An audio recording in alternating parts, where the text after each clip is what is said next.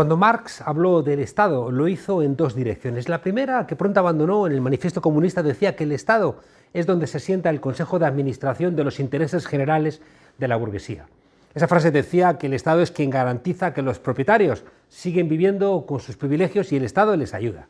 Que el Estado no era más que un instrumento al servicio de los intereses colectivos de la clase capitalista. Era el Marx más combativo, el que veía a la policía, al ejército, a los jueces y a las cárceles como herramientas de la burguesía que en su época ejercían.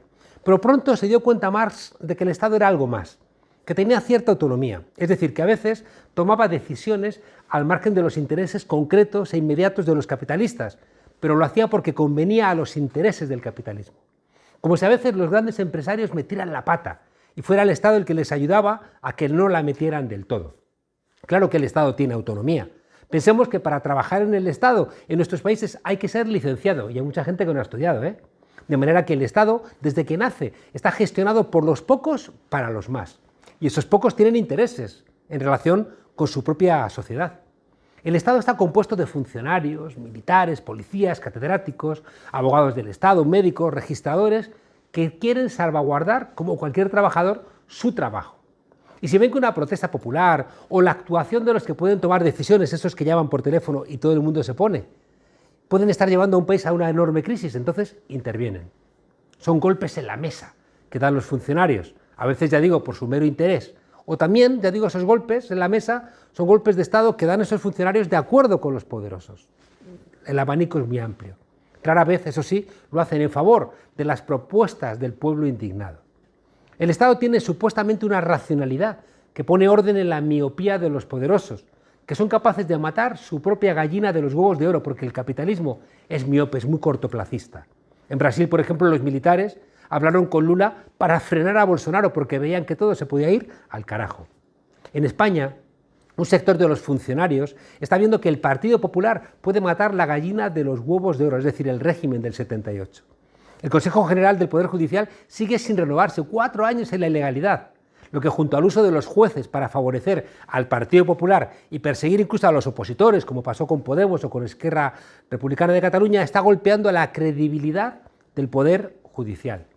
Y las élites en España, que pueden ser miopes y apoyar al PP porque tienen miedo a Podemos, pueden llegar a dinamitar el equilibrio democrático. Ya lo están haciendo, con esa jaula de grillos en lo que se han convertido los medios de comunicación, de los cuales ellos son los propietarios.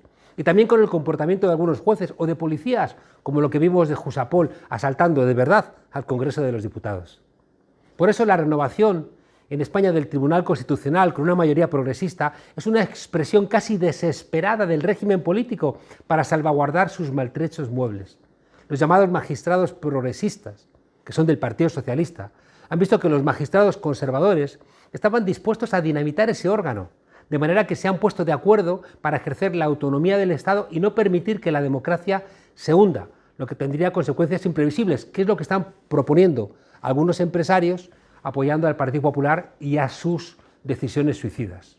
Los grandes empresarios y los banqueros le entregaron el poder a Hitler en 1933 creyendo que los conservadores iban a gestionar el Estado, mientras que los nazis iban a frenar en la calle a los comunistas.